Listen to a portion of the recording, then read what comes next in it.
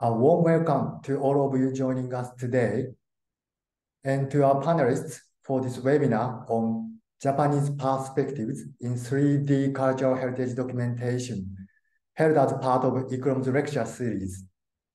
Just to quickly introduce myself, my name is Hirofumi Kawa. I am the moderator for this session, and I work at ICROM. For those of you who are joining us for the first time, ICROM, the International Center for the Study of Preservation and Restoration of Cultural Property, is an intergovernmental organization working in service to its 137 member states to promote the conservation of all forms of cultural heritage in every region of the world. We will be taking some questions after the presentations by our panelists. So please send any questions or comments via the Q&A icon that you see at the bottom of the Zoom window. If due to a shortage of time, we are unable to answer all of the questions, please send us an email and we will be sure to get back to you. So before we proceed, allow me to introduce our assistant, Saori Toyoda. Please turn on your camera. So, Ms. Toyoda, we will help us today. So thank you, Ms. Toyoda. Hello, thank you. Thank you. So today we are going to talk about how 3D technology helps us understand and enjoy cultural heritage. Preserving our past and culture is vitally important. By using 3D technology, we can see and learn about cultural heritage in new and exciting ways. In Japan, as in other parts of the world, many people are starting to use 3D to explore cultural heritage in a way that feels real and close. This enables us to view the small details and understand the stories behind them. In this webinar, we have invited special guests to share their knowledge, and we bring together a number of distinguished experts. We will discuss some of the typical difficulties faced when creating and managing 3D documentation for cultural heritage, and some possible solutions to these. So it is my very great pleasure to introduce to you the members of our webinar. Please turn on your camera. Thank you.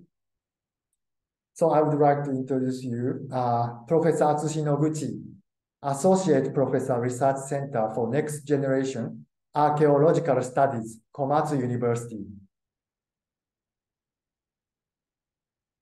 And Mr. Yuki Kuwayama, CEO, Kuwayama Tile Limited Company, Waiku Design. Ms. Tomoyo Hirayama, Project Manager, Horolabo Incorporation. And Mr. Atsushi Nakabayashi, Collaborative Researcher, Kyoto Prefecture University. Our guest speakers will share their experiences in 3D documentation. And after the presentations, we will be inviting our esteemed panelists for a roundtable discussion and addressing crucial questions that come up. Please let me now introduce our panelists. So Professor Mario Santana Quintero, Secretary General ICOMOS, and Professor Carlton Immersive Media Studio, Carleton University. Dr. Rohit Gigias from ICROM, and Mr. Thomas Meltz Castano, also from ICROM. Thank you. So now I'm excited to now introduce our first guest speaker, Professor Noguchi from Komatsu University. He has made significant contributions to the world of 3D documentation of cultural heritage. With his expertise spanning across archaeological materials and international projects in Japan, South Asia, and Central America, Professor Noguchi has effectively bridged the realms of technological advancements and cultural heritage management. Furthermore, his active involvement on platforms like Sketchfab showcases his passion for making our cultural legacy digitally accessible to all. Today, we have the privilege of delving into the future of 3D documentation in Japan's cultural heritage management with Professor Noguchi. His presentation will enlighten us on the complex relationship between Japan's technological innovations, evolving government policies, and the changes they are bringing to the cultural heritage experience. From the emergence of tech-savvy startups to the government's strategic push towards a digital future, Professor Noguchi will explain how these shifts are charting a new course for cultural heritage management in Japan. Professor Noguchi, the floor is yours.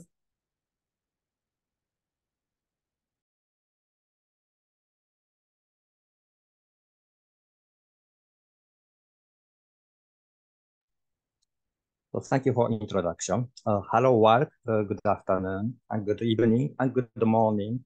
So actually I'm Japanese, but now I'm in Guatemala in very morning here.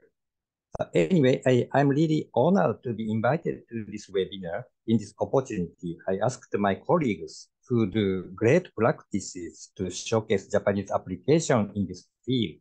And I will give a talk to share our background, present condition, and future perspective of 3D documentation of cultural heritage and its role for solving social issues. So I'm basically an archaeologist, mainly work in South Asia and Japan. Also, I'm committing to the international cooperation on cultural heritage management. About 10 years ago, I have introduced 3D documentation for the purpose of archaeological studies at first. Then, with increasing of demands for technological transfer and capacity building, I have extended my aims to the international cooperation. I have organized workshops in Pakistan and other countries to share basic knowledge and techniques of 3D documentation.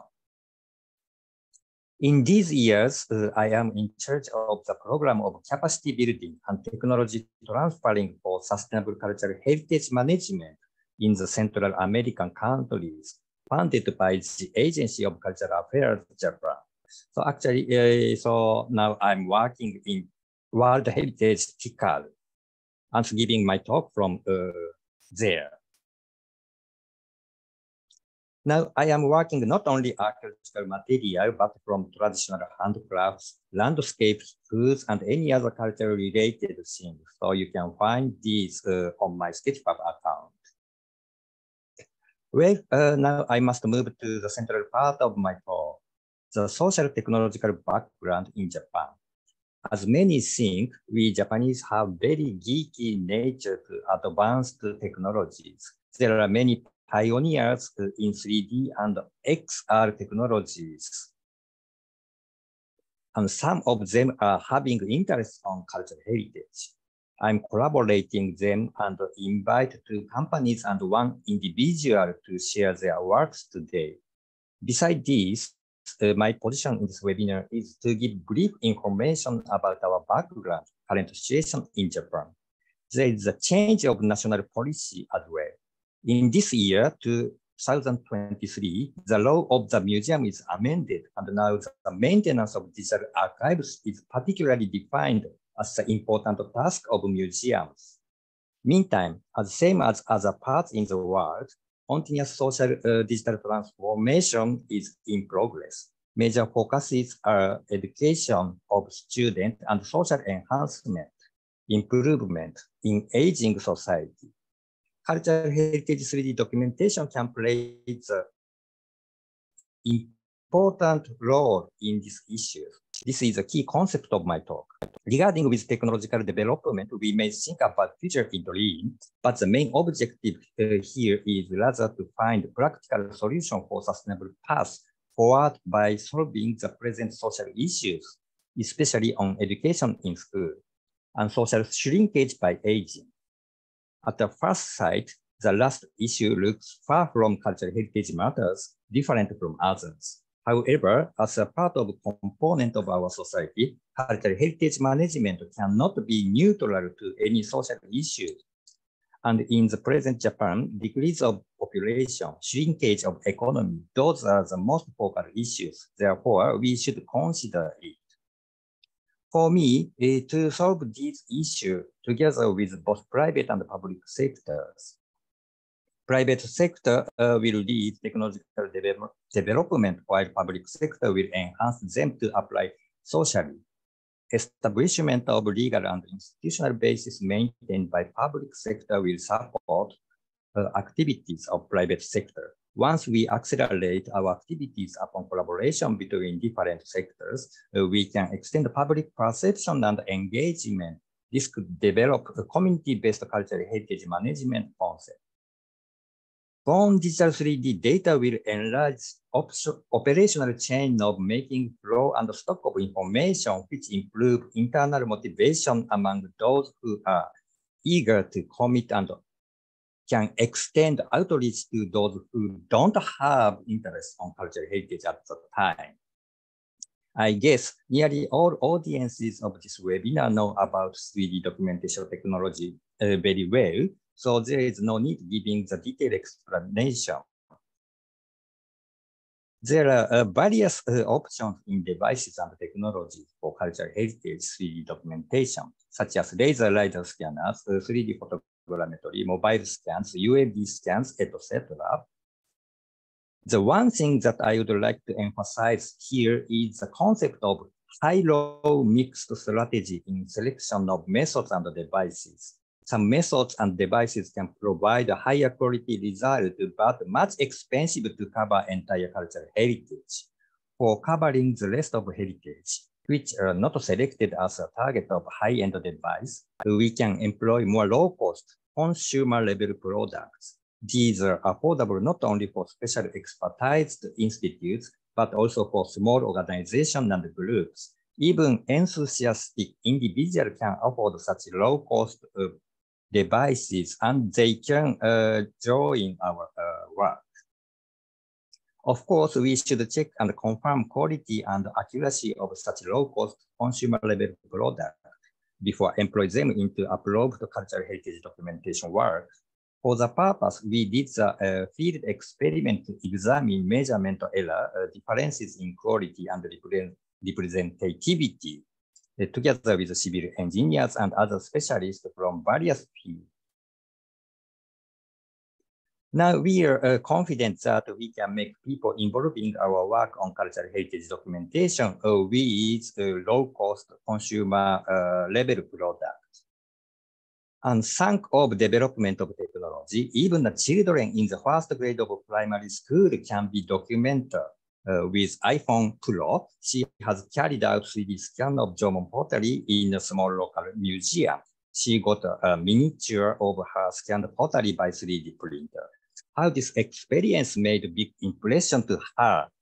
I have received her drawn picture letter. This explains everything about what I want to talk here. We have organized a 3D documentation hands-on workshop in a small local museum located in a remote mountainous area. Due to lack of resources, the museum opens only 30 days in each year. We plan to publish the collection digitally and for obtaining 3D documentation data together with people. During workshop, experts, museum curators, and other professionals give instruction, supervise people's work, then finalize their work, the result. We have many participants from the local neighboring areas and even from distant areas like Tokyo. After 2 days practices, they recognize that their own created 3D models are published on Sketchfab. This experience awakes strong attachment to cultural heritage among participants. Now we developed a very clear concept. If we have not enough expertise resources, we can ask people to join and assist our project. This is other case, an event called MinCap, Capturing by Everyone. And in this event, about 113 works of 225 in total were related to cultural heritage. And these challenges can be connected to educational sectors. Under GIGA School program, all Japanese students are provided their own laptop. Once we create digital archives of cultural heritage, students can touch, study, then understand about cultural heritage easier than previous. Our activities mentioned in my talk is currently limited in Japan, but now we prepare extending our platform of cultural heritage digital twin worldwide. It will open soon later. Please wait for further information. Now I should conclude my talk. This is the concept. We can increase the social value of cultural heritage by call for joining the people, making awareness and attachment among them. This can start with those who are already interested with cultural heritage, then will extend to those who are not interested with. For dissemination and distribution, 3D documentation as born digital data is highly adaptive to computer-based information technology. And amazing works of my colleagues, which will present in following talks, absolutely catch those who are not interested with cultural heritage so far, and will be great help for extend public involvement. When we shift focus on the community, we are sure that our concept will produce great outcomes for them, such as increase of associated population, enhancement of attachment among locals, and the involvement of more actors from various sectors inside and outside of certain communities. So the development and commodification of technology makes 3D measurement more accessible. This makes expertise works more engageable. In the field of cultural heritage management, increase of public engagement leads extending community-based social awareness and acceptance. At the same time, this could solve the issue on short of workforce and resource in aging society. Therefore, this could solve not only the specific issue, but also general social issue. So thank you for your attention. Professor Noguchi, thank you for this enlightening journey through Japan's cultural heritage landscape. For your pioneering work, especially in the field of 3D documentation, is truly an inspiration to professionals in our field. We look forward to the next chapters of your innovative contributions to heritage management. Thank you once again. So now I would like to turn to our next speaker, Yuki Kuwayama. Mr. Kuwayama is the representative director of Waiku Design, Kuwayama Tile Limited Corporation, and serves as a special lecturer at Chuo Engineering School, Osaka. He has been passionately applying technology in the field of cultural heritage with significant involvement in projects related to 3D documentation and virtual reality. His company, Waiku Design, offers a variety of services, including HBM input, model creation, and restoration BIM that virtually reconstructs previously existing buildings based on materials. Today, Mr. Kuwayama will share insights gained from his vast experience in integrating technology and cultural heritage. His commitment to this is evident in his work, efforts, and contributions towards the preservation and understanding of cultural heritage in today's context. So, Mr. Kuwayama, over to you. Hey.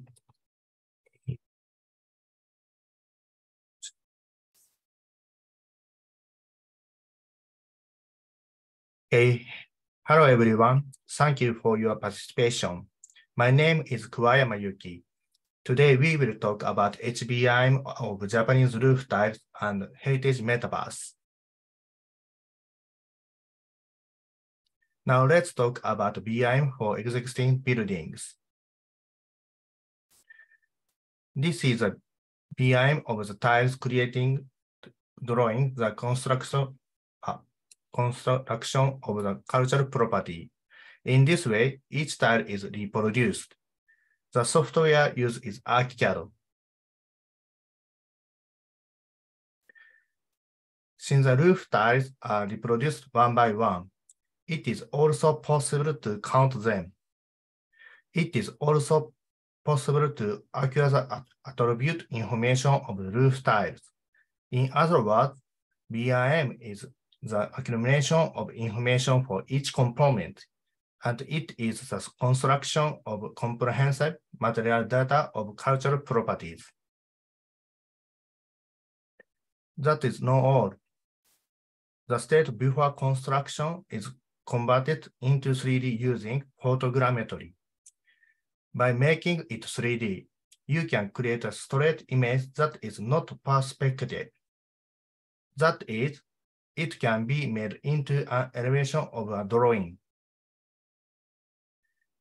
Photogrammetry does not just make the current saturation 3D. In cultural property construction, tiles are numbered. Until now, everything was done on site with stickers on the tiles and numbers handwriting. Currently, numbers are created with text data and printed stickers are pasted on roof tiles. This number is matched with the 3D data. Link the current 3D scan data and the object on site with information.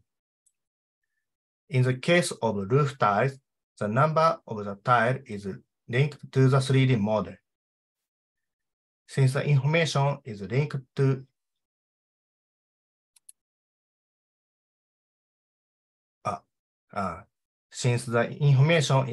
it can be easily derived in 3D space. For example, if you search for 84, you can find out where the roof tile was located. That's not all. Even after construction, it will be converted to 3D using photogrammetry, and the number will be recorded.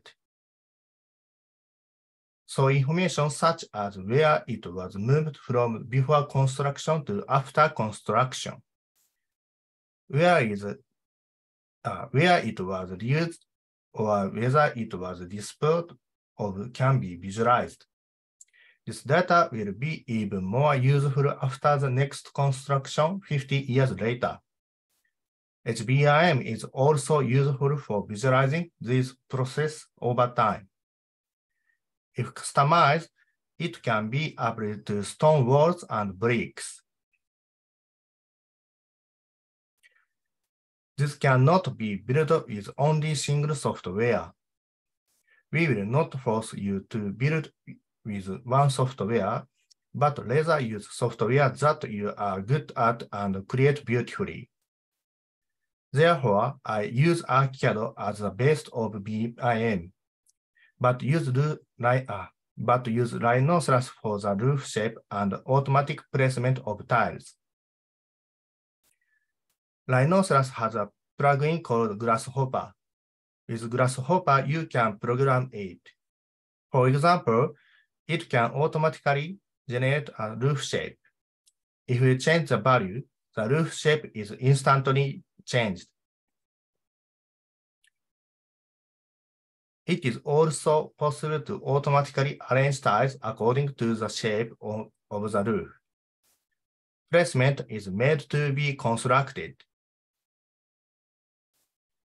BIM is also effective in restoring historical sites where buildings have disappeared. Change drawing documentation from the traditional 2D and 3D to BIM. With BIM, not only can comprehensive documentation data be constructed, but the process to visualization is also changed. With traditional methods, data may not be useful if the purpose changed. This is often not supported, especially in the metaverse. From now on, By constructing data with HBIM, 3D data can be created at the same time as 2D data. This will include attribute information, so the metaverse will be able to handle attribute information as well. HBIM data of Natsu Temple Ruins in Nabari City, Mie Prefecture, Japan. This is an HBIM created with ArcCAD in 2018. ArcCAD has BIMX in viewer format. BIMX can be easily viewed by anyone. Data can be distributed via BIMX model transfer on the website. Viewers do not even need to register as users.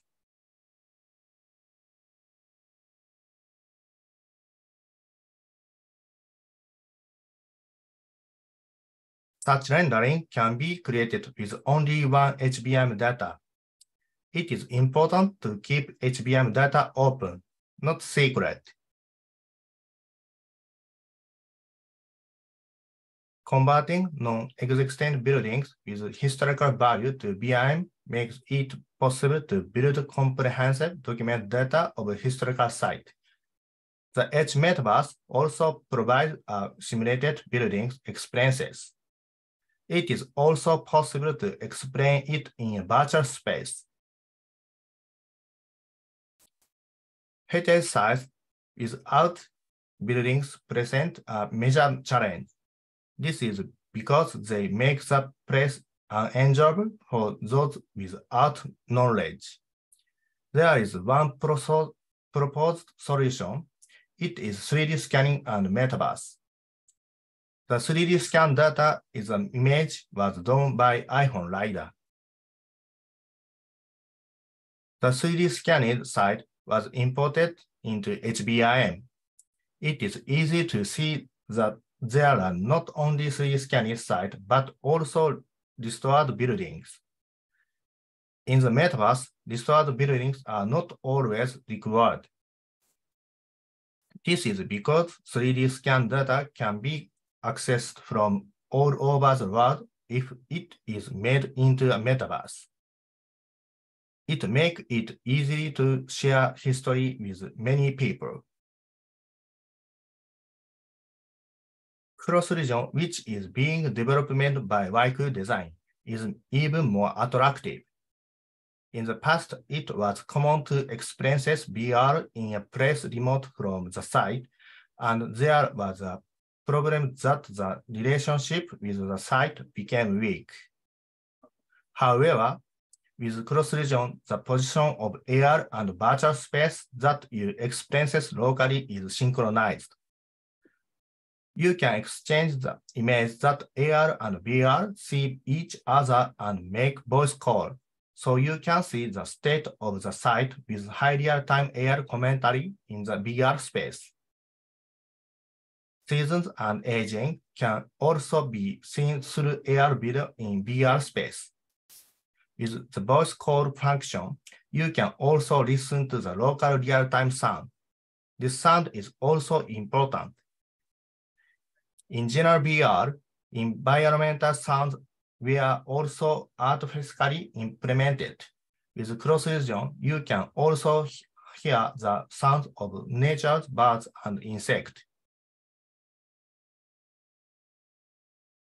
HBIM, comprehensive material data of historic site. Creating attractive towns in the heritage metaverse. Thank you. Thank you, Mr. Kuwayama. Your insights on HBIM and the metaphors you provided were illuminating. The unique approach you've taken, especially with the integration of HBIM in restoration and tile construction, is indeed commendable. Your emphasis on documenting historical buildings, analyzing the condition of constructions, and using advanced technology like photogrammetry and VR to give users an immersive experience is fascinating. It's especially notable how you are preserving and sharing information about the cultural heritage, even those that have been lost, is helping people understand and appreciate the historical context. I believe many of us here would be interested in seeing more of your work, perhaps on your YouTube channel, Waiku Design. Thank you for your contribution, Mr. Kuwayama. Thank you. Thank you. Now I have the pleasure of introducing Ms. Tomoyo Hirayama, who is currently affiliated with HoloLab Incorporation, a company at the forefront of technological advancement like mixed reality, AR, VR, and more. Ms. Hirayama has been deeply involved in several projects related to 3D city model development, utilization, and open data promotion. Notably, she has led the MinCap project, a significant initiative to make cultural heritage documentation more accessible. Today, she will enlighten us about her work across various projects and how they are shaping the future of cultural heritage documentation. So without further ado, Ms. Hirayama, over to you. Hello, everyone. I'm so glad to see you all. I'd like to share my document now.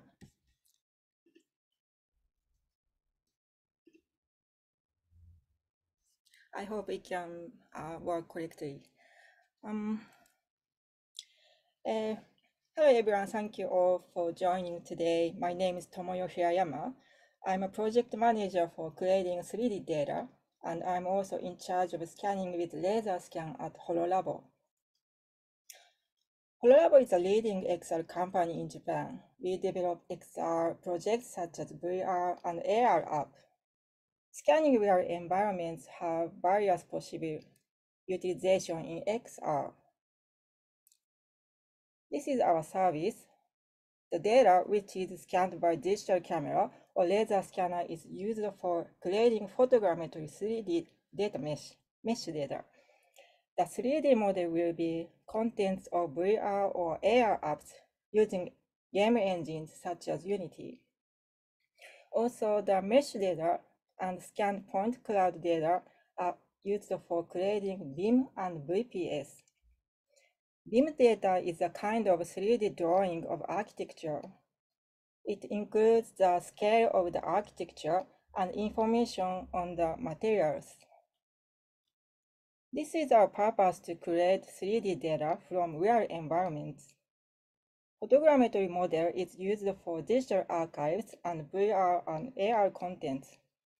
Point cloud data that's scanned by laser scanner is used for making BIM data for building management and maintenance, and VPS, that's AR object alignment. Now, I'd like to talk and focus on photogrammetry in Japan. We create photogrammetry 3D models of old buildings, towns, and also mechanic vehicles such as trains and cars. I must share the background of our purpose. In Japan, most of the historic architectures are made from wood. These architectures are always at risk of disasters such as fire and also deterioration by aging and rain. Therefore, our clients want to preserve the current states of these architectures before those disasters take place.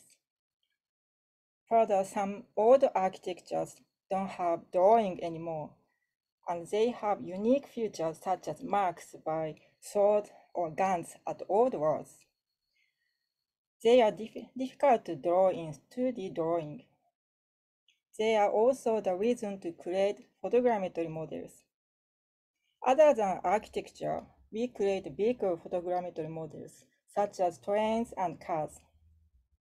As you know, vehicle manufacturing companies such as Toyota and Honda are very popular in Japan. Their progress is remarkable, so various vehicles of different designs and functions appear and disappear rapidly. Some famous vehicles can be stored in museums or warehouses after retired. However, most of them have to be scrapped by furthermore, therefore disappear forever. Therefore, we want to at least preserve them as 3D data. Some of you might think, why don't we do 3D modeling from drawing? The answer is because photogrammetry technology can capture dents, scratches, and dirt on the body sofa, so for example, that have accumulated over time. We want to capture not only their shapes, but also their history in digital data. Next, let me talk about our technology of photogrammetry for digital archive.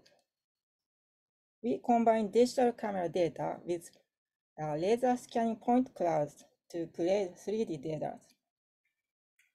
In this slide, laser scan on the left and photogrammetry data on the right are shown. The point cloud data by laser scanning has very accurate scale and can scan every small wood scars of a few millimeters, but the camera performance isn't good. You can compare the quality in these pictures. Digital camera photos have excellent image quality, but there's distortion when 3D models are created from only the pictures. Therefore, we utilize and combine the strengths of both digital camera photogrammetry and laser scanning point cloud and create very accurate models. Let me introduce our cases now. This is an old Western style architecture in Tokyo. It's called the Okimoto Residence. It's designated as a national cultural property. The scanning data is utilized for various purposes. At the garden, they also have old characteristic trees. We are trying to create a trees asset for selling. We are also working on placing the actual size model on the same position in the 3D map platform.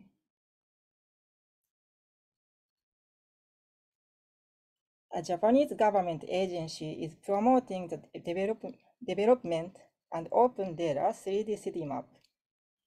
We are trying to accumulate 3D data here for future utilization. Has created a platform of 3D city map, and our company is inputting data into the platform. This is a shooting scenery. The dense trees made it difficult to use drones. We set up a long pole and took pictures of the roof while checking the video on smartphones. Since the Okimoto residence has deteriorated and many places need restoration, the shape of residence was also shot for consideration for restoration plan. In fact, part of the wall collapsed due to the typhoon after the shooting, and the restoration studies are underway based on the 3D data. This is also a project that our members worked on. This is Shuri Castle in Okinawa. It's a famous spot that many tourists used to visit. However, it was completely destroyed by fire. Therefore, we collected photos taken by tourists on the internet and reconstructed them as a 3D model using our photogrammetry technology. Unfortunately, it was only able to be reproduced by the front because tourists take a picture only from the front, right? Due to such cases, there is a movement in various places to preserve detailed data on cultural properties as one of disaster risk management. Let me introduce another example. This is a Tokyo Metro vehicle. We created a 3D model of a retired train.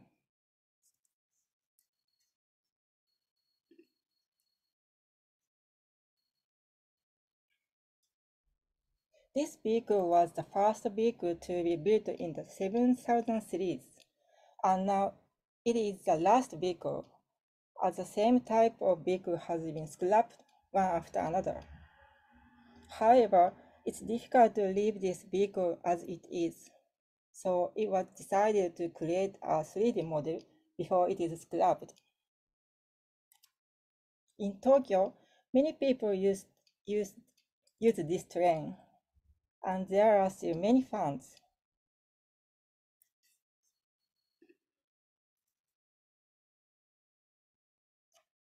So this is NFT selling site.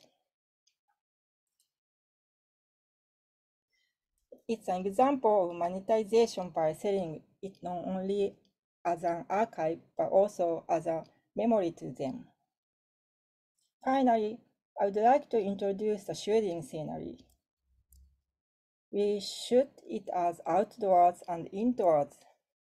We took pictures of roof and back sides in the repair shop, which were difficult to photograph outdoors due to overhead wires and railroad tracks. Also, we used a long pole and shot as much of the roof as possible. Since the environment surrounding the train is different at outdoors and indoors, when we look around 360 degrees, both environments are very different, other than the terrain. The computer will confusing, so where I am. We combine two terrain data from different environments. So at the shooting, we put black and white markers on the body to make combine easier to computer. Computer finds the corner of the marker to combine correctly. Well, I'd like to conclude my speech. Thank you very much. Thank you. Thank you very much, Ms. Hirayama, for your insightful presentation. It's evident that the integration of laser scanning and photogrammetry can offer immense value, especially when we think about preserving cultural and architectural heritages. The unique approach your company takes in creating projects that go beyond just displaying models, encompassing content, websites, and devices is truly innovative. Your work holds significant potential for post-disaster recovery, and it's heartening to see the applications of your technology beyond just Japan. The ability to recreate and preserve data for structures that might be lost soon, like the retired train, brings a lot of hope for archivists and historians. Your dedication to these efforts, even in the face of challenging and the needs for constant refinement, is commendable. I believe many here today are eager to see how these technologies evolve and will be applied in numerous scenarios worldwide. So now I turn to our final speaker, Mr. Nakabayashi. So Nakabayashi is collaborative researcher at Kyoto Prefectural University. He has been deeply involved in the public release and utilization of 3D data related to the National Historic Site Kawadera Temple Ruins, located in Kawachicho, Higashi Osaka City. From excavation to design and construction, Mr. Nakabayashi has been central to the creating and utilizing 3D data at every stage of site development. Beyond his work in Higashi Osaka City, he has showcased his expertise in 3D reconstruction and modeling on Sketchfab, a platform dedicated to showing 3D models. His contributions to the field of 3D modeling and his dedication to recreating archaeological wonders digitally have been truly excellent. Today, he will be presenting on the use and public release of 3D data in the preservation and development of cultural heritage sites. So without further ado, now I present Mr. Nakabayashi. Thank you very much for your introduction. And hello everyone from Japan. I am Atsushi Nakabayashi, a collaborative researcher at Kyoto Prefecture University. So please let me share my slide.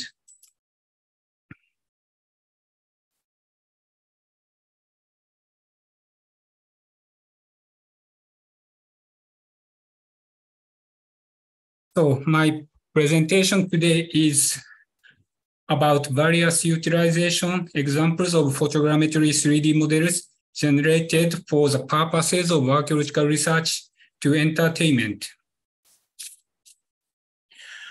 As we have seen this photogrammetry technology, I will show how photogrammetry is used in archaeological studies focused on excavated artifacts such as pottery, roof tiles, and clay figures.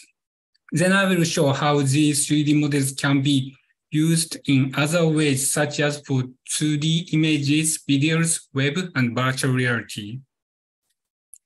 So I will start my topic. These are some pictures of my photogrammetry work. This is an earthenware on a turntable, white background, and digital camera with a tripod. I used this turntable to take hundreds of photographs from all directions of the object while changing the camera's angles.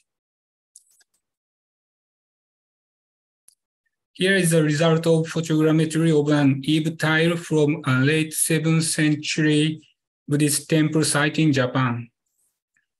These white marks indicate the position of cameras, and the reconstructed 3D model with high-resolution texture on center. And the pictures on the left side is a set of photographs taken from all directions of the object.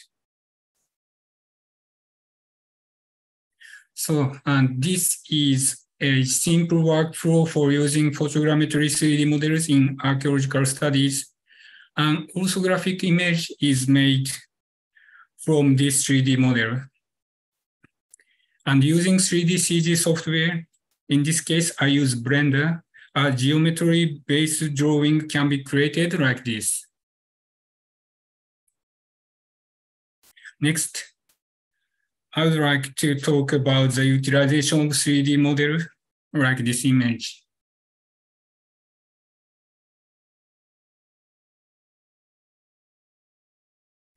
These are 3D models, which are 12th century unglazed board excavated from an archaeological site in Japan. And they are imported to the 3D CG software Blender. And this white plane is top of the table. And this black stuff is a virtual camera and to render from this direction to these objects. So we can also create not only orthographic images, but photorealistic image from photogrammetry 3D model. And this kind of rendering, which gives us 3D models with simulation of shadows and lightings and reflections and the camera's depth of field, is a basic technology of 3D CG, basic technology of computer graphics.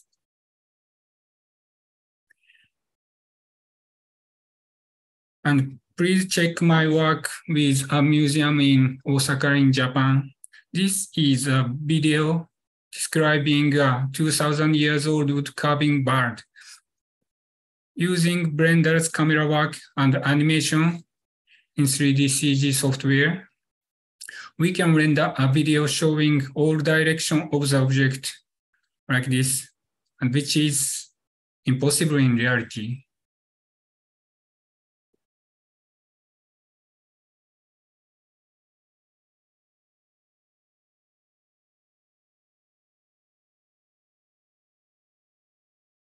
And also we can make an image of reconstructed how it was used.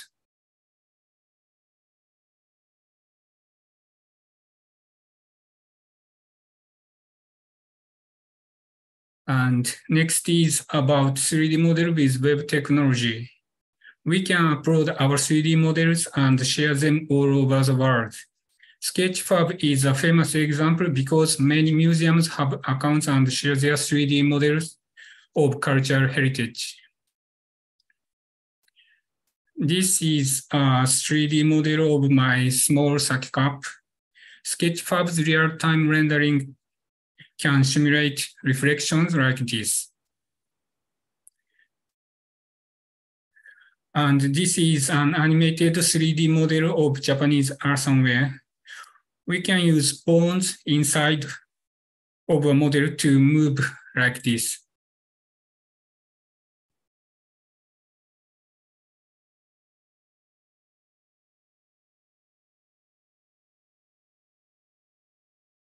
The next is about virtual reality technology. These are fragments of a house-shaped haniwa, which is a clay figure excavated in Kyoto Prefecture and owned by the Kyoto University Museum and another museum. In this case, the museum did not want us to join these fragments to the real object. So we decided to reconstruct them using 3D models of all the fragments by photogrammetry and virtual reality.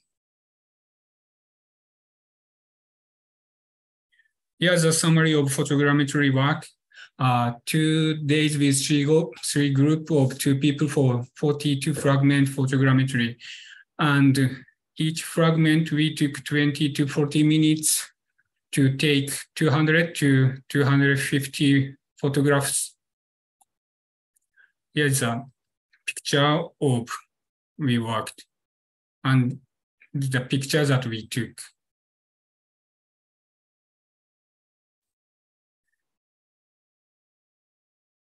After generating photogrammetry 3D models, we imported them to a game engine to make virtual reconstruction application. This video is a digital reconstruction work in virtual reality. Using headset and controllers, he places each fragment in a rough position in digital 3D space to export them as a new single 3D model file. So what he's watching is in this display, and he's grabbing a fragment to put a proper location to reconstruct.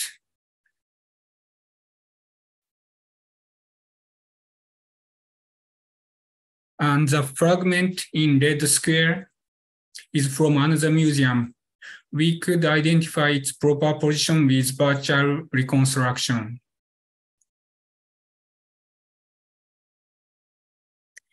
Finally, I would like to introduce my recent work for virtual exhibit of photogrammetry 3D models.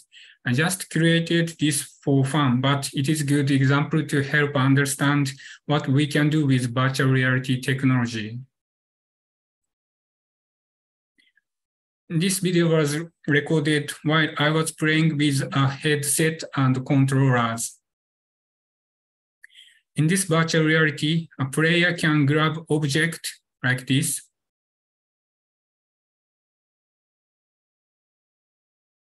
Or using flashlight to carefully observe.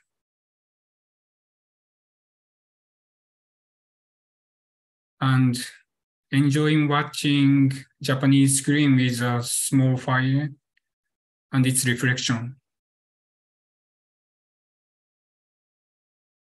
This is also testing of the reflection of 3D models with real-time rendering.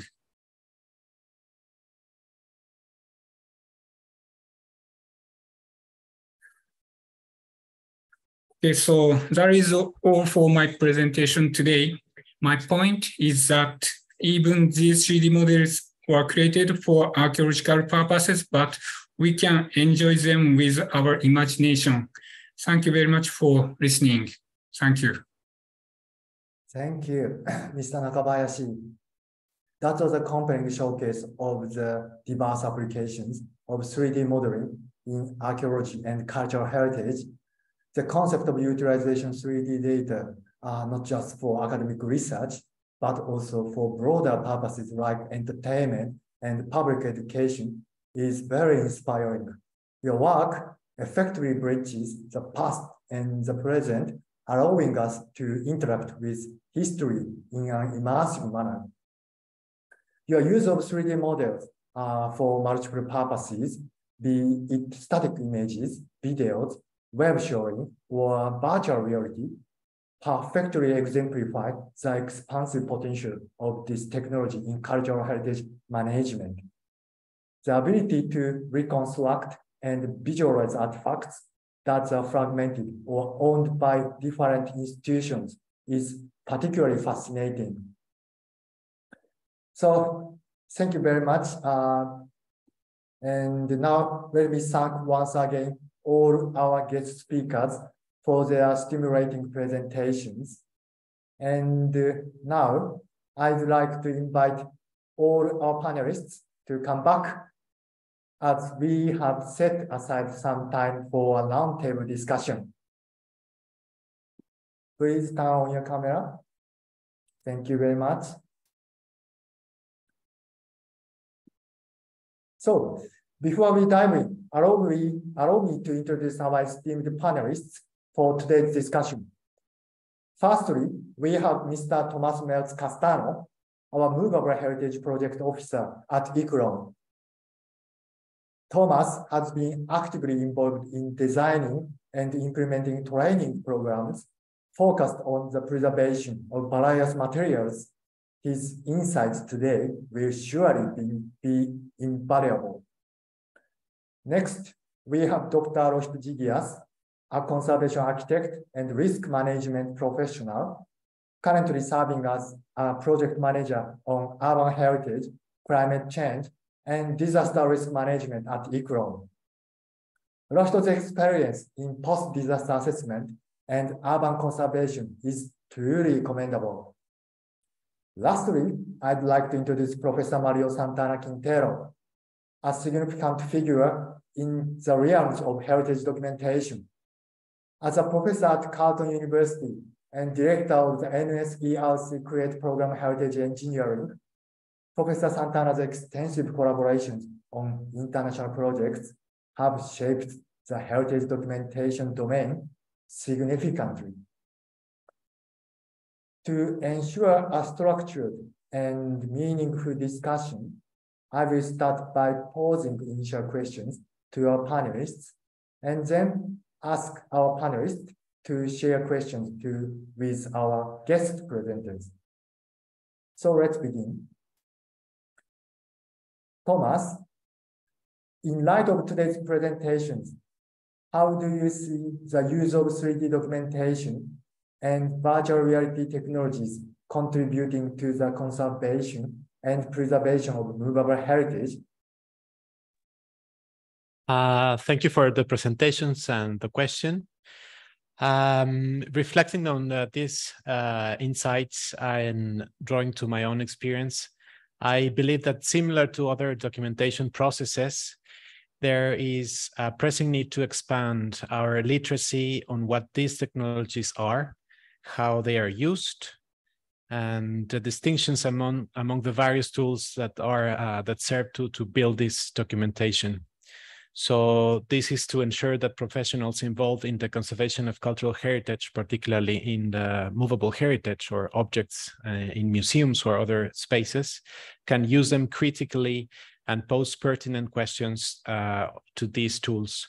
So the manner in which these technologies have been employed in Japan are just fascinating. These are instances and case studies that can stimulate the discussion in a different context and in several conditions. So ultimately, what we can share is the methodologies and the approach. So the outcomes and applications will vary, and as we have seen in these presentations, are very worth sharing and examining it in firms like that. I've prepared a question for Atsushi Noguchi.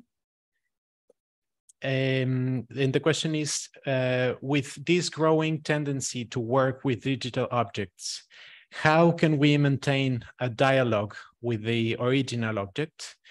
How can we ensure the dialogue between the physical world and the digital realm? Okay, so thank you for your correct question. So my opinion is, first, in the era of information, digitalization is required for this dissemination. Internet is the door open for everyone. Dissemination should start to make people knowing, then we can move to engagement, experience, and involvement. If people has no chance to know about cultural heritage, nothing is happened. In this regard, a dichotomy of real and virtual, or original and digital, is meaningless. So cultural heritage digitalization is a digital twin of the original. We can't separate both. So I think we never forget this every time. Thank you very much, Noguchi-san, for your answer. So let me ask the next question. Dr. Gigias. Hi. Given your extensive experience in post-disaster assessments, can you discuss the potential of these technologies in aiding post-disaster assessments and the restoration of heritage sites? Thank you very much. Thank you for this question.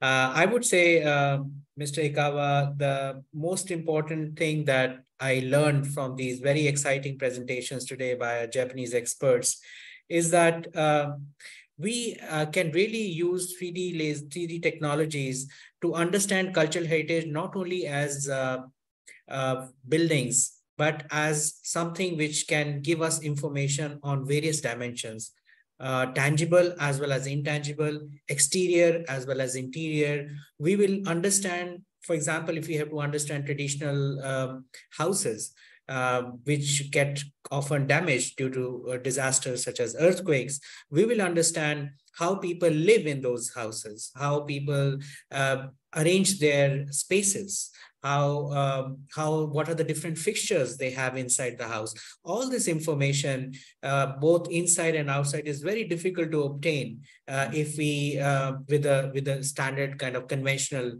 documentation. So that, I feel, is really important. The other important point I gather is the accessibility.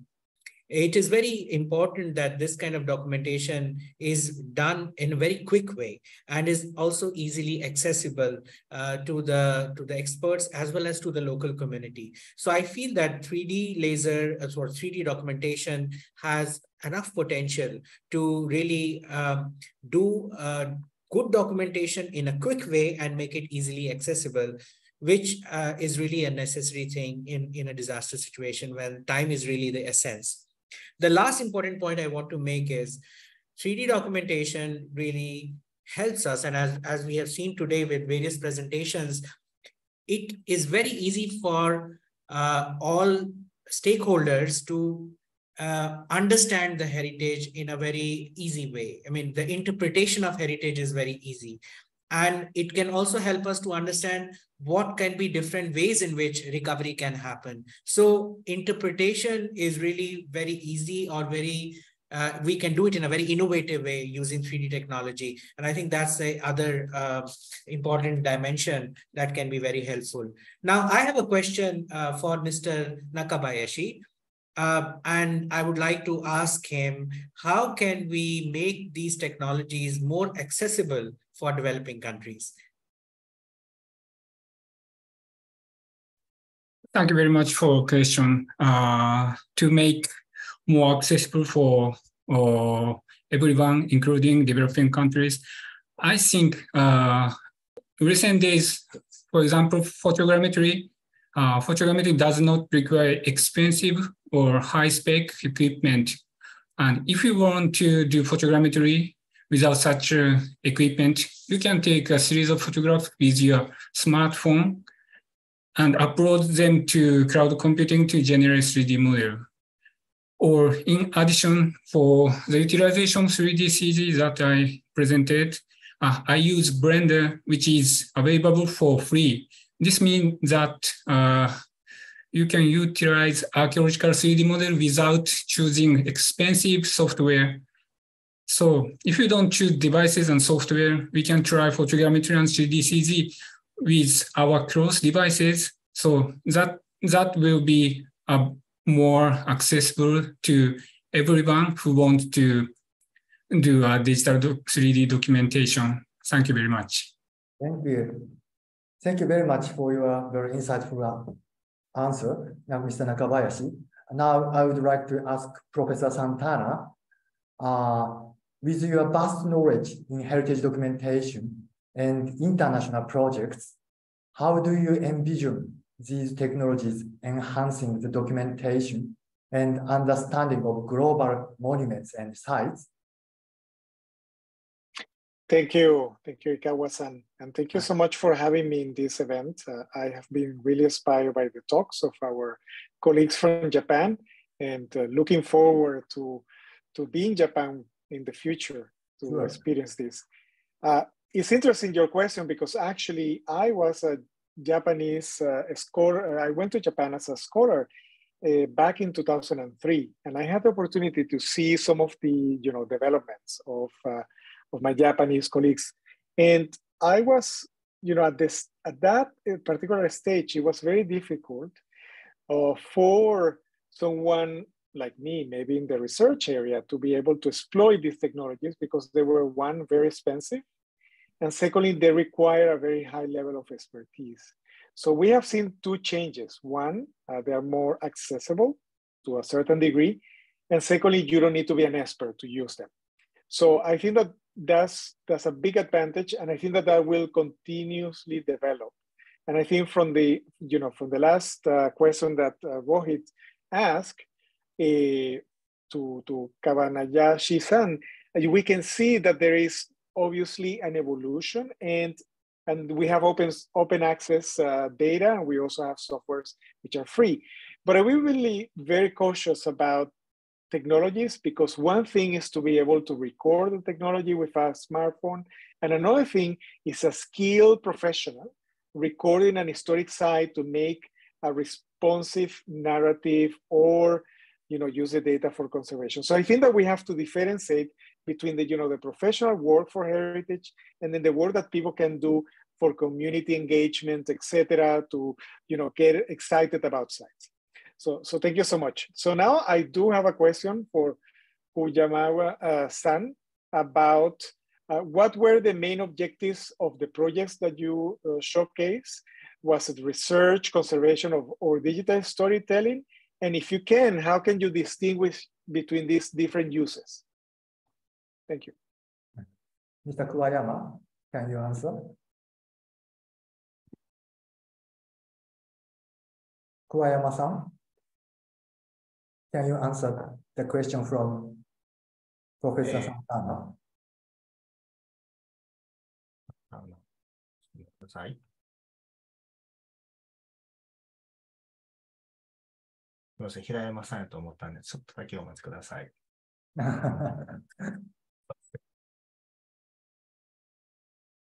I think, Mr. Kuwayama, your main objective of the project is as HBI, making HBI model.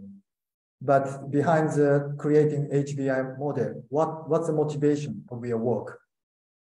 Motivation.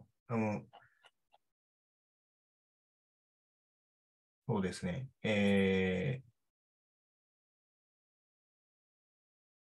ょっとだけ時間もらってもいいですか？すいません。That's fine.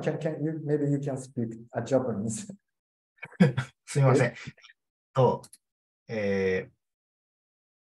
なんだろう、後世に伝えていきやすくしていくために。Okay. So you want to share your object or documented object to share with the later generations and to share the documented data to adapt to the next generation. That is your motivation. Is that right? そんな感じですかね? Okay, thank you very much, Mr. Kuwayama. Sorry, I would like to move to the next. Thomas, can I ask you, given your role in the international cause on stone conservation, do you see potential in integration technologies like augmented reality into these training programs? How might these technologies transform our approach to stone conservation? Thank you again for the question. The short answer will be yes. I think it is worth giving it a try and introducing and use these technologies. I think it is also essential from my perspective to remain focused on the purpose of documentation, and sometimes often for institutions in other parts of the world, assimilating these technologies, these new advancements and tools can be as a feasible and sustainable tools to use can be challenging. So there's still progress to be made in terms of the integration of these new tools in certain heritage sectors and with certain professionals on their activities. So I think it is paramount, at least to begin with characterizing the methods in relation to the heritage we aim to preserve, retaining the foundational questions on why we do this, and how it benefits in the broader context of the heritage use, enjoyment, and the access that we want to warranty to preserve. I also believe that in many cases, it is promising to incorporate these tools into the management and the conservation plans to tackle some times to do the assessments and not only for sites or in the big scale, but also in terms of smaller scales and objects. So thank you for the question. I've prepared another question for Ms. Hirayama. Might be a little tricky, but I think it's worth asking on how do you view what is your perception on the vulnerability of digital objects and their likelihood to be lost? Thank you for asking. That's interesting question. Yeah, of course, there is a risk about like that. So now we just have to trust the technology of the cloud server or local server that those 3D data is stored. Digital data can copy, but real things can't be, right? So we have to decrease risk by dividing places to store. And also there is a need to consider about the data leak. So some property has some confidential information in their property, right? So have to think about that as a making plan data management too. Thank you. Thank you, Ms. Hirayama, to answer the question. So now I move to Dr. Gidius again. Throughout your collaborations with international organizations like UNESCO and UNDRR, have you come across any standard uses of 3D documentation technologies in disaster-affected areas? How can we standardize these innovations across nations? Thank you very much, Mr. Ikawa, for this question. I would say that, first of all, we should not think about standardization because all this technology is to be tailored to the specific context and depending on the resources available, the needs, and of course, the type of heritage and the kind of damage that it has sustained, we have to really consider all these factors and decide what kind of technology is the most suitable one. And also another thing I would mention is that we should not only use 3D documentation or 3D technology, but we should combine it with other ways of documentation. It is important that this is a complementary technology. It's not something that can replace anything. And so we have to kind of add value to our documentation process. Regarding an example, one example that comes to my mind right now, which is interesting in my view, is when there was a blast in Beirut in August 2020, and many heritage buildings were damaged. And then UNESCO, in collaboration with local NGOs and also some other, and also most importantly, the DGA, which is Directorate General of Antiquities of Lebanon, they actually have also partnered with several universities, research centers to really do this documentation of important heritage that has been damaged using 3D technology. And that is a good example because in a way, it shows collaboration between international organizations as well as national and local entities. Because without this kind of collaborative effort, it will become very top-down and will not be successful. So I see that this is an interesting initiative, and I hope that this can be really replicated. I also would like to mention here one of the initiatives that ECROM did last year with the university in UK and in India, and we developed a training guide, a guide on how to do 3D documentation for post-earthquake recovery. So this is an interesting document which is also available online and can be referred to. It shows in a very simple way how we can use this technology in different ways. Okay, so now I have also prepared a question, and my question is directed to Mr. Kubayama. So Mr. Kubayama, how can we utilize advanced technology to involve communities in recovery and reconstruction decision-making? Yes, thank you for question. With AR, you can explain how to it accurately build on site. 3D scanning is now easy with iPhone LiDAR. It is also possible to experience VR with a digital twin. With VR, the world's most knowledgeable people can experience the world together. Okay. Thank you very much, Mr. Thank you very much. I just wanted to add that these two universities, just so that I recognize them, is Nottingham Trent University in UK and Center for Environmental Planning and Technology in Ahmedabad in India. So the initiative we did was with these two universities. Anyways, thank you very much, Mr. Kawayama, for your response. Thank you. Thank you, Rohito. Okay, now I move to the Professor Santana. Considering your deep involvement in the ethics of heritage documentation, how do you balance technological progress with arising ethical considerations?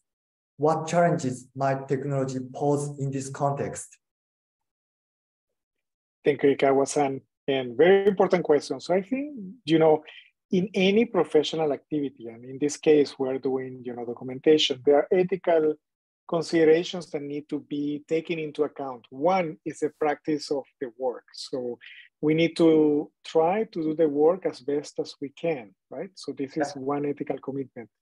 We need to respect the communities that we are serving. So if we are using digital data for a particular issue, the communities should benefit from that digital data. So we cannot just appropriate the data and use it for our own purpose. And another aspect that is really important is the reuse of the data. So how can we, this data that we have collected, we have expended some resources to be able to use it. How can it actually be capitalized in the future, reused for that conservation of the site? Or, I think that my colleagues were mentioning that, right? So I also prepare a question, and I hope that I answer your question, Ikawa-san. And I have for Noguchi-sensei, I have the following question. So which digital documentation standards have you utilized to document these cultural heritage assets that you showed to us?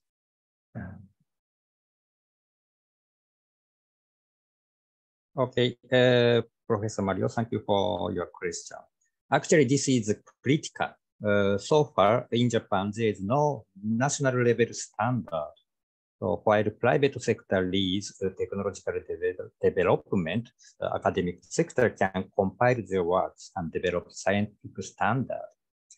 Meantime, establishment of social legal institutions should be the task of public sector. This is more important to maintain general social perception of new technology. However, public sector is always too slow to catch up the situation.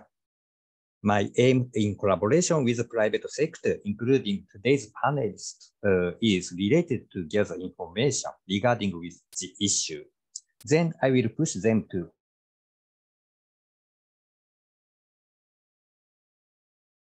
Noguchi-san, I think the streaming is somewhat stopping. So maybe I think it's because of the streaming problem. I would like to move to the Q&A session. Thank you to all our panelists and Japanese presenters for this insightful discussion. It truly sheds light on the vast potential and practical implications of integrating technology in heritage conservation. So I hope Noguchi-san can back to our platform, but in meanwhile, I would like to start the Q&A session now. We have received many interesting questions and comments, and I will do my best to put as many as I can to our panelists. Also, while we are talking, if you have a question or would like to add a comment, please do write to us in the Q&A box at the bottom of your screen, and we will do our best to put your questions to the panelists. So I would like to start the question to Ms. Hirayama. Can I ask? In your slide, you documented vehicles, a retired train, I mean, and the vehicles documentation, how this vehicle was photographed from the bottom. Thank you for asking. That's an interesting question. So can I share my document again for a while? Yes, please. Yes. I showed this picture before, but as like this picture,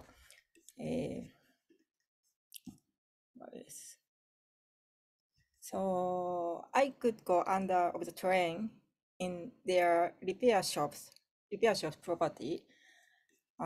So that's why we had to take photo indoor of the property. So in this property, we can go under the bottom of the train, but at the outdoors, we can't do that. But in this property, so there's enough space for taking photo from side. That's why we had to take photo outdoor also. Yeah, anyway, yeah, I hope my answer should be right. Thank you. Thank you very much, Hirayama-san. Very concrete answer. Thank you. And welcome back, Noguchi. Now you are on the stage. We have a lot of questions to you. So let me ask you, how can we use 3D to document intangible cultural heritage? Okay, so actually it is a great challenge to document intangible heritage. Now, some of our colleagues in private company are developing volumetric video system, which can record not only shape, but also movement in time. And there is another option. We can use photogrammetry or laser scanner to scan static condition of a target. Then we can capture motion of human or other things. And in combination with the motion capture and 3D documentation, we can record intangible heritage. Thank you. Thank you very much, Professor Noguchi. Now, I would like to ask Mr. Nakabayashi. The question is, how effective is doing the artifact reconstruction of VR? What are the pros and cons of such a method? Thank you very much for the question. As I presented that I did a virtual reconstruction, so that's because that we couldn't in the situation that we are not in the situation that we could join them in the reality. So we choose the way to reconstruct in the digital way, but we can get to know a lot of things to its advantage. For example, like we can reduce the cost of the real reconstruction for joining the every fragment to the real, or maybe we can reduce the place to storage the artifact. So that's, I think it's the advantage of virtual reconstruction. But this advantage of the virtual reconstruction is it took a lot of time to do photogrammetry for all 40 fragments. And so it will take a lot of time and money so far.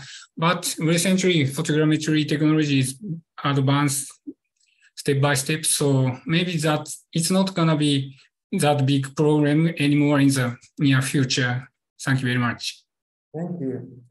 Thank you very much for your answer. So now I ask again, Professor Noguchi, what were the challenges to implement this technological innovation in cultural institutions that tend to be so traditional?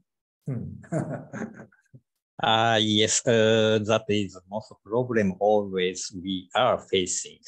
So, but my talk is related to such problems. Always reading for private companies and individuals are eager to introduce and develop such technology, and they are always seeking how to apply this to more social issues. So as part of academic sector, my task, I recognize my task as picking them up to the stage of more focused place, and then connecting to such a concentrated parties. So then they can recognize how it is effective for their works. So it is quite difficult and tough works, but so as an expert of cultural heritage management, we always should do this, so making a connection, communication with different sectors and parties. Thank you very much, Noguchi-san. So actually, our time is quite constrained, but I would like to ask the last question to Professor Santana. What kind of projects or technologies are interesting for you in today's presentation? And also, given your expertise in heritage engineering, are there any specific technologies or tools you believe will revolutionize the field in the next decade? Thank you, Ikawa-san. I think that actually I was, very happy with all the content of the presentations. I think that we had a good array of, 3D modeling, photogrammetry, scanning. What are the advantages and disadvantages of the technologies? Some people talked about Sketchfab, etc.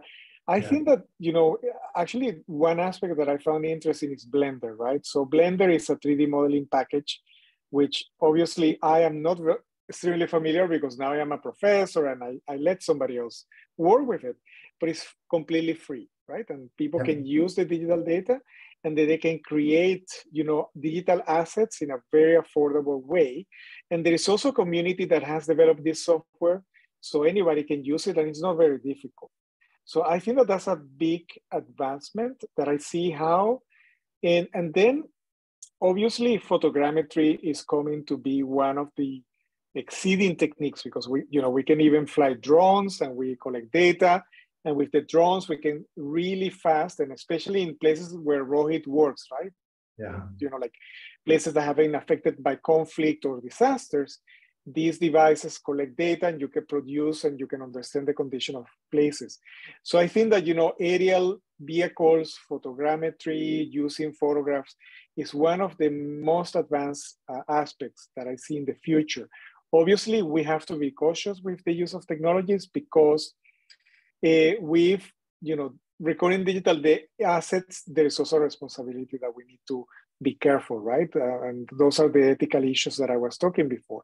But I think that, we see a big advancement and hope to see that, ECON continues to have this engagement with this type of field and looking forward for other opportunities to talk, okay? So thank you so much and really nice to be here. Thank you very much, Professor Santana.